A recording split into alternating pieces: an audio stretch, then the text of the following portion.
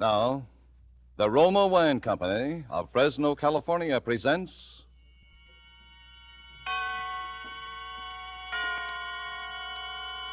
Suspense.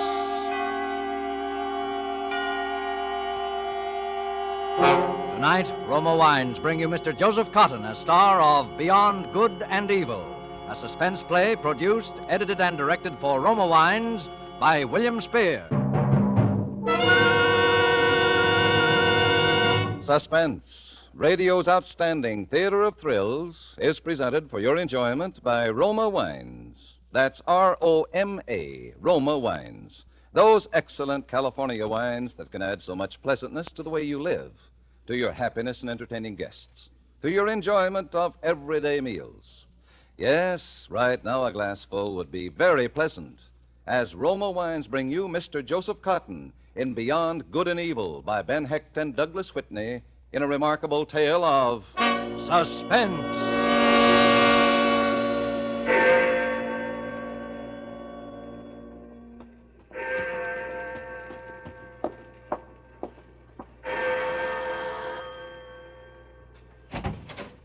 Why, Dr. Pierce, good evening.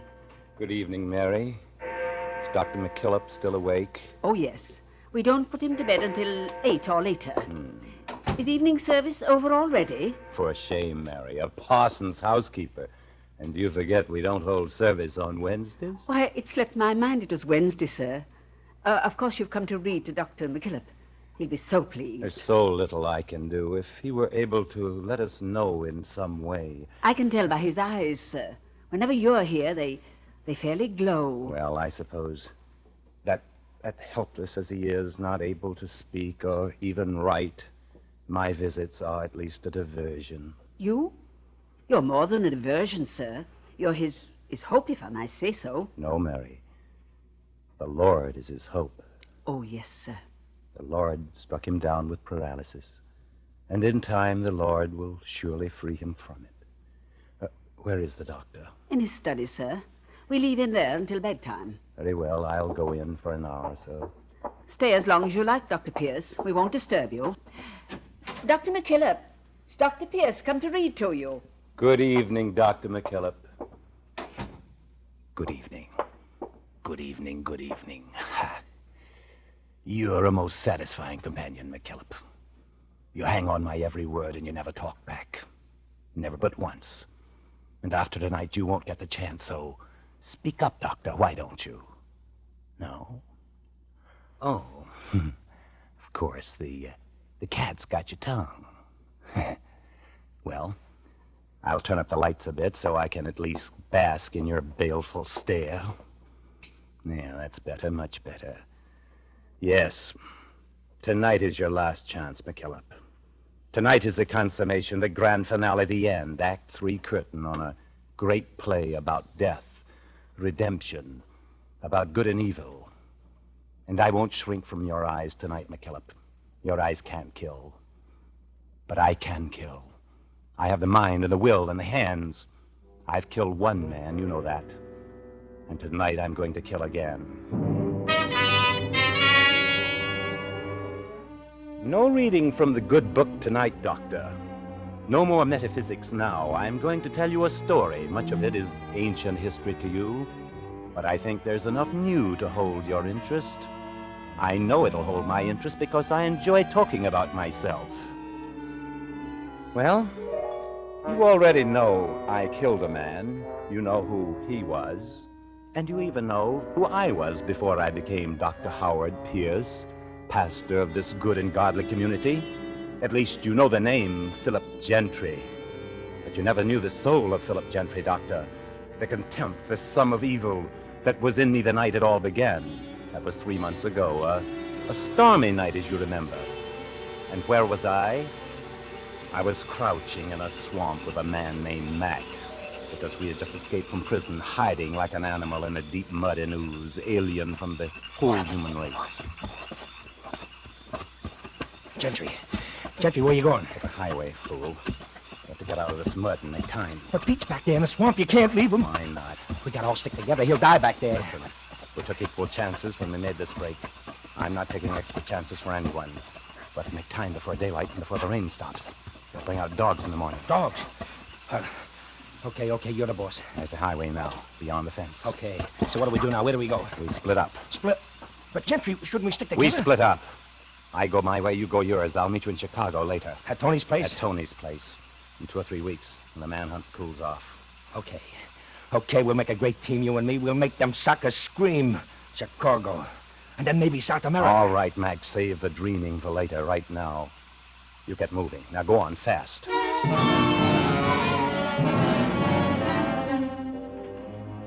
He headed north. I walked a mile or more this way, south. And then I saw the car. It was parked close to the edge of the road, its headlight almost blacked out by the driving rain. And by the glow of a flashlight, I saw a man bending into the rain, struggling to change a tire. He was alone, so I walked up to him.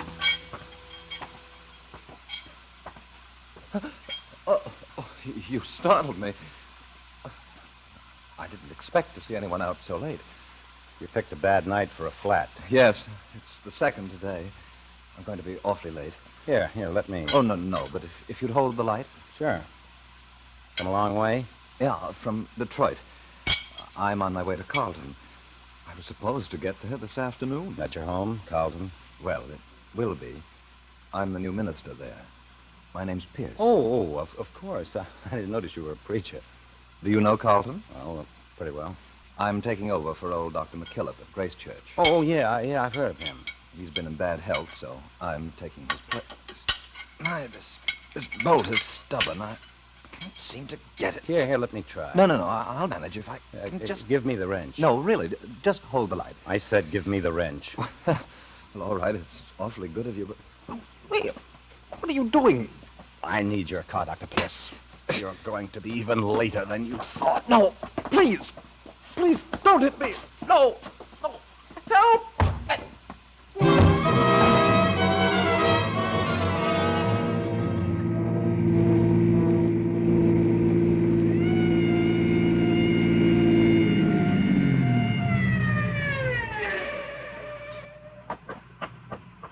Let me see your license, buddy. My license? Oh, yes, I have it here. Here it is. Mm-hmm. Howard Pierce. Occupation? Oh, minister. I didn't notice. Yes, but what is it? Was I speeding? No, we were checking all cars on this road. There was a break at the state pen. 3 men. They might come this way. Oh, I see. Oh, but I won't hold you any longer, Reverend. You're going far? No, to Carlton. Oh, now I get it. Well, imagine me not catching on right away. Catching on? Sure. You must be the new preacher for Grace Church, taking Dr. McKillop's place. Why, yes, I am. You're going to the parsonage now? I was, but... Well, I'm going into headquarters now, and I have to go right by Dr. McKillop's house. You follow me. Oh, I couldn't impose it. Oh, it's not out of my way at all. Not more than a block. I'll go slow so you can't lose me, huh? Okay? Well, all right. Ah, that's the ticket. Really tickle old Dr. McKillop to have you delivered right to his door. Say, I bet you never counted on this kind of reception in Carlton, Reverend Pierce. Now, did you? No, I certainly didn't, my son.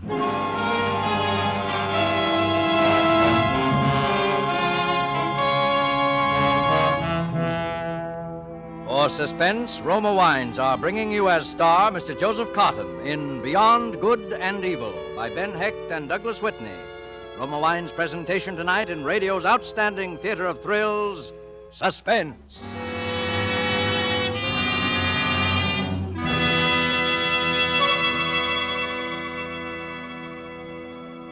Here's a suggestion from the internationally renowned hostess, Elsa Maxwell, who says this about smart and gracious hospitality.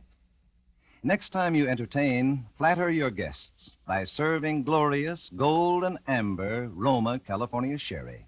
Perfect before dinner, perfect at any time.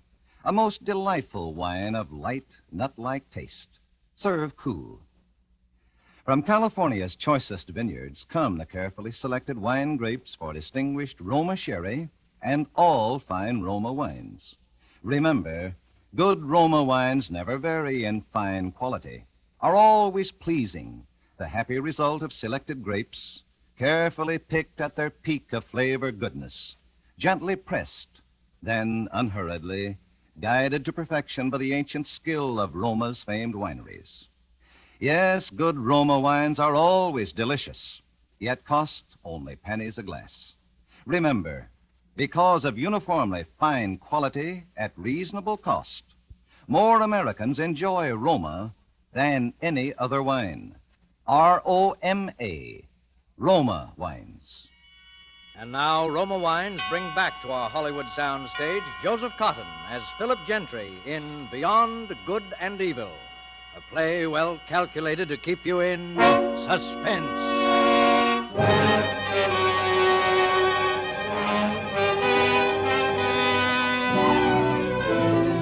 So that was it.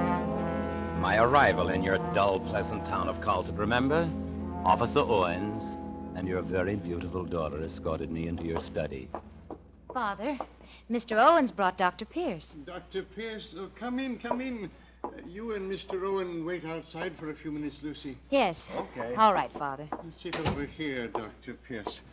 I can't tell you how relieved I am to see you. I'm relieved to finally be here, Dr. McKillop. Yes, well, I really couldn't bring myself to sleep tonight without first talking to you. You see, the situation's serious. Serious? My health, I'm a sick man. I've had one stroke, as you know. Oh, yes, you wrote. Yes, well, I could have another one at any minute. The doctor says a worse one. And I feel it essential that the work of the parish is in firm hands. This parish needs a young man. Well, I hope to be of service. I've heard only good of you, Dr. Pierce. And you know, you're even younger than you looked. And I looked. In the picture you sent, darker, too. Your hair. I'm afraid it wasn't a good likeness. I have the picture here somewhere on my desk with your letters. What did you want to talk to me about, Dr. McKillop? Oh, the work of the parish. Oh, yes. Here's the photograph. It's Dr. Pierce. Is there something wrong, Dr. McKillop? It's not... who are you? This isn't your picture. Who are you? I don't think that would interest you, Dr. McKillop. Something's happened to Dr. Pierce. What did you do to him? You're... What do you think I did, Dr. McKillop? Oh... Go on, guess. Don't play with me, you sanctimonious fool. Speak up. Speak. Oh, brother, don't tell me. Don't tell me you've had a stroke. You can't speak, is that it? Well, I'll find out. I'll take that picture, Dr. McKillop. Now, if you don't... Dr. Pierce, we thought yes, heard... Miss Lucy, something's happened to your father. We were talking, and all of a sudden... Say, he's sick. I'll call the doctor, Miss Lucy. Yes, please, Mr. Owen. It's another stroke. He can't speak, apparently can't move. Oh, Father. Father, what can we do? We'll have to wait for the doctor. Maybe even then. I know. The doctor said he could be paralyzed for months, years, but he mustn't die. No, I'm sure the Lord will spare him if we have faith. Yes. Look, he can hear us. See his eyes. I see. It's a blessing you got here tonight, Dr. Pierce. A blessing. You are going to stay. Well, but you must. Well, I wasn't sure, but since this has happened to your father, yes, I'll stay. I hope I prove worthy.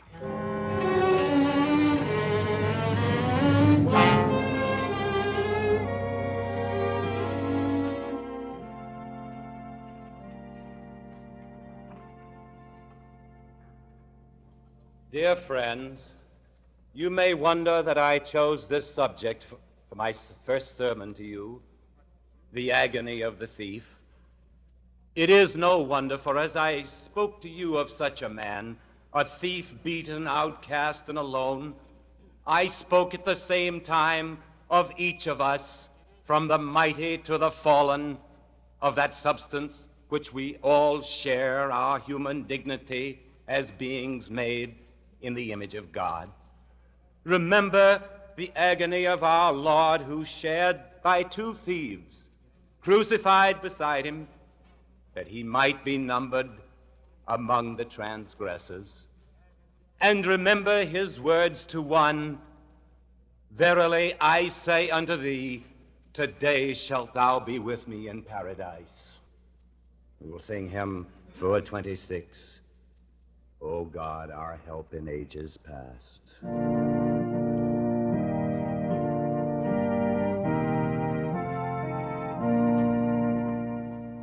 My first sermon, Dr. McKillop, and it was duck soup for me. You couldn't understand how such a thing could be done without faith. Well, you didn't know I'd been a lawyer. I've done a lot without Faith McKillop. It doesn't take such a holy man to care for your sheep. From the first day until now, I've been the ideal parson, even the day I got that call from young Hubbard. Yes, I played the part. Oh, I forget that this is all news to you. You didn't know about that, about the conversation I had with young Hubbard in the study of the church. Dr. Pierce? Yeah? I missed your first service Sunday, Doctor. I thought I ought to pay you a call. Well, I'm glad you did. Sit down. Oh, thank you. My name's Hubbard. I work at the bank, First National. I'm chief teller. That's a very responsible job for a young man. Oh, I don't know. I suppose it is, but, well, I don't have much more responsibility than the other tellers, except at the end of the month. Then it's a strain. The end of the month? Well, sure. Well, that's when Well, you know, I've never told anyone about this, so even with you... Oh, Mr. Hubbard, it's confidential. Oh, naturally, not so far as you're concerned, Dr. Pierce. You see, the 30th of the month, we move all our deposits to the Federal Reserve Bank. $50,000 or more. Well, you can see how I wouldn't want some people to know that. You mean you take the deposits alone? Oh, no, that'd be even worse than it is. There's an armored truck comes to take the money. Comes by around 9:30 at night. But I'm alone in the bank until it gets there. Well, sometimes when I'm sitting there at my desk, I think how easy it would be. All someone would have to do is shoot me through the glass door. You see what I mean?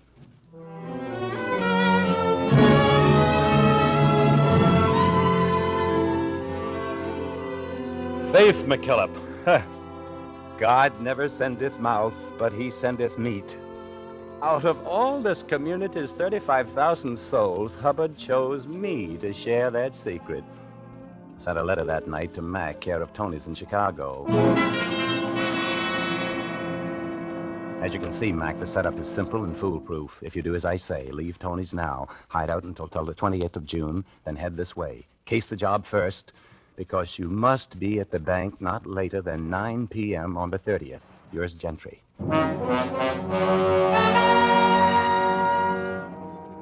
That meant 2 months to wait. 2 months until the death of young Hubbard. 2 months until I had $50,000 and a clear getaway. 2 months until tonight. 2 pleasant months to play a saintly part, warmed by adulation, warmed by love, because even you could see what was happening to your daughter, your very beautiful daughter, Lucy. Dr. Pierce, do you ever think of anything besides your work? I don't know, Lucy. What sort of things? Well, do you ever think of yourself? Of a full life for yourself? Why, of course. That's why I work. My work gives me a full life. You don't know what I mean. Yes, I think I do. You see, I have to tell you, even if you don't want to hear. Lucy, my dear. I have to tell you that I love you, Howard. I know I can't expect that to mean much to you. It means a great deal. Not enough. Lucy, dear, you told me once that you were engaged to someone. Yes, I'm supposed to be. Tom's all right, but he's little and unimportant and afraid. He's afraid to dare anything, to do anything. He's meek. The meek shall inherit the earth. You don't believe that, Howard Pierce. Even if you are a parson, you don't believe it. What do I believe, Lucy? I don't know exactly. But when I first saw you, I knew that you were like me. You have boldness and strength. You have an inward feeling about life.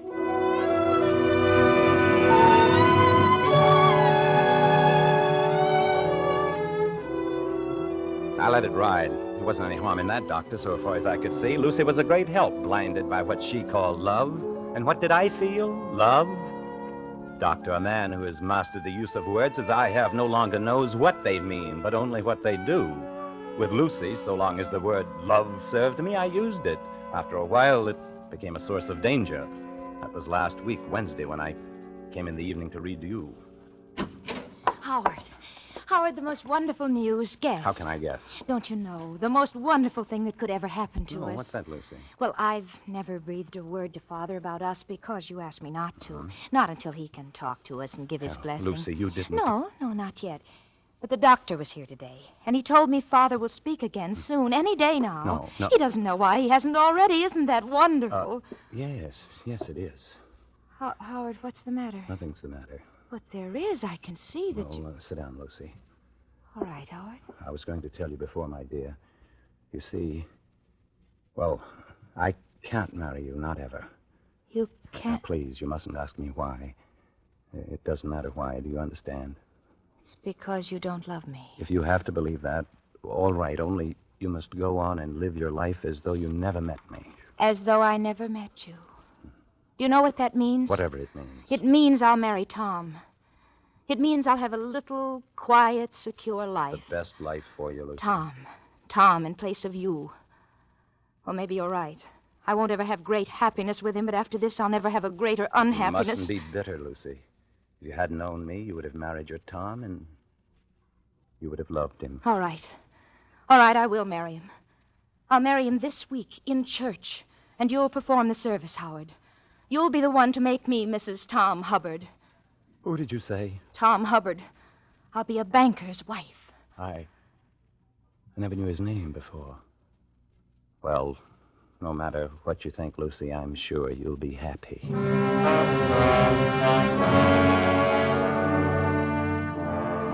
Don't ask me why I didn't kill you, Dr. McKillop, when I heard that you might speak now and at any time. I can still smother you with a pillow and no one would know. I suppose killing always was distasteful to me, a job for cruder minds. It isn't because of any moral scruples, believe me. And don't you believe, Doctor, that ethics had any part in what I did about Lucy either. Not for 1 minute. It was just that I wanted my hands free for this last week. It was just that I believe in leaving a place tidy, no loose ends. If it happens that my neat habits turn in a good deed now and then, that doesn't make me a Boy Scout.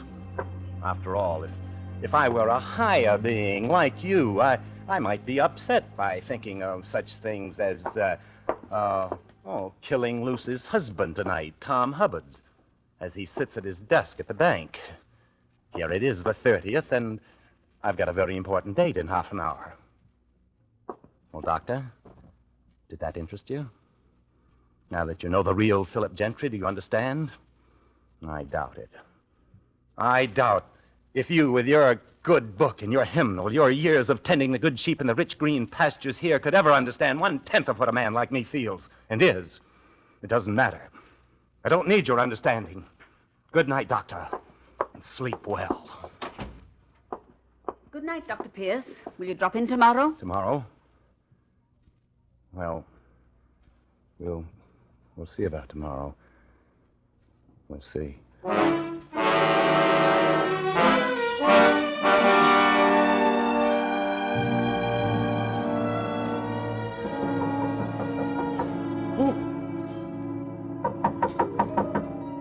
Who is it? It's Dr. Pierce, Tom. Let me in. Oh, doctor, just a minute. I wanted to make sure. You see, this is the night when the truck's supposed Yes, to come back. I remembered. That's how I knew where to find you, Tom. Did you want something? Lucy is feeling sick. I came to send you home. Lucy? Well, but I can't. I have to stay. I can stay for you. Oh, gee, I don't know. I'm supposed to stay. Lucy is calling for you, Tom. She's really sick? Well, all right. I guess with you here, it'll be all right. Just tell me what to do. Well, that's the money already in those sacks. Yes. And I sit here? Yes, right at this desk. Mm-hmm. Well, gee, I don't know what the directors will think. Run along now, Tom. They'll never know. Why, even if someone walks by from the outside, they'll never know if it's you or me sitting here.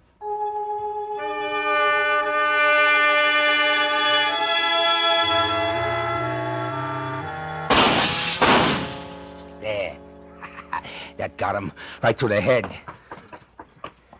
Now, he ought to have that money already, right near him. Mac. Huh? What? Who's there? Mac. Come here, Mac. Gentry. Yes. It's Gentry, Mac. What? Something screwy here. You said in your letter... I know. I didn't have a chance to tell you. The plans were changed, Mac. Gentry. Honest, Gentry, I didn't mean to... I know. You'd better go. I'm dying, Mac. Nah, I ain't gonna leave you here. What do you think I am? Yes, you are. They won't get me, Mac. I'm dying. You go on now. Only you won't be able to take the money. Huh? The plan is all changed. Okay, that don't matter. The dough... Remember me when thou comest into thy kingdom. What? What are you talking about? That's from the Bible, Mac. You wouldn't know it, I guess. It's from the Bible. It was said by a thief.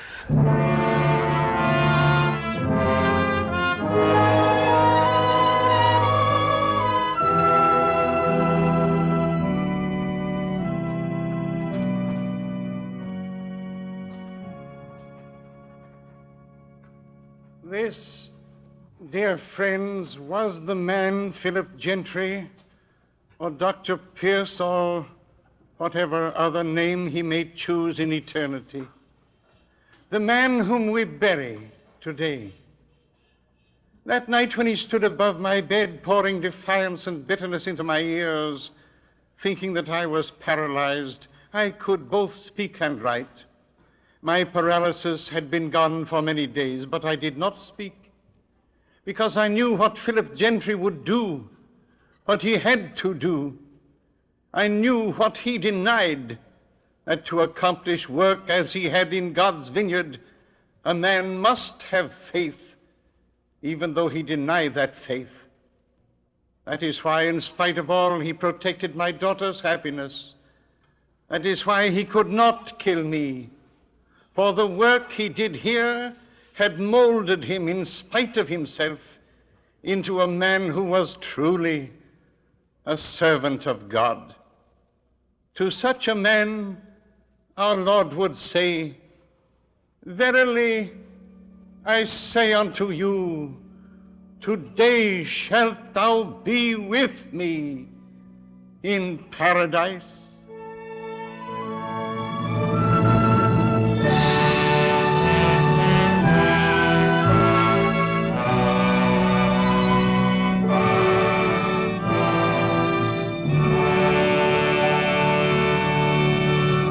Roma Wines have brought you Joseph Cotton as star of Beyond Good and Evil, tonight's study in Suspense.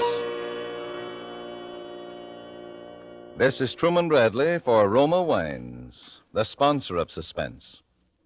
Autumn makes me think of ducks on the wing, says famed hostess Elsa Maxwell, and ducks make me think of Roma, California Burgundy.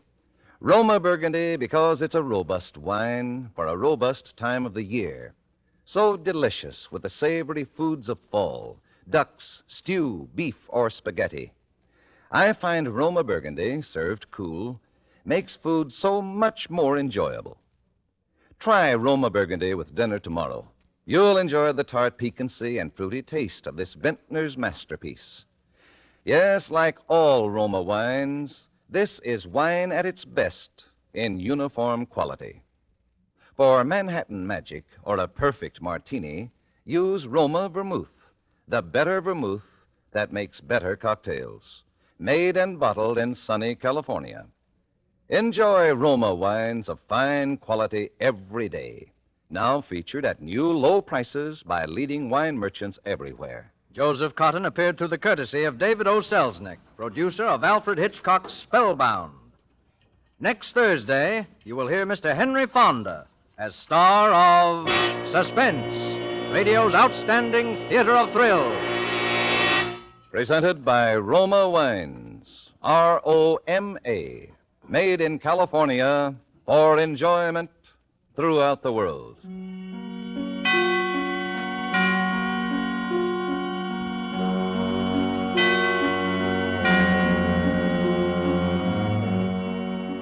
This is CBS, the Columbia Broadcasting System.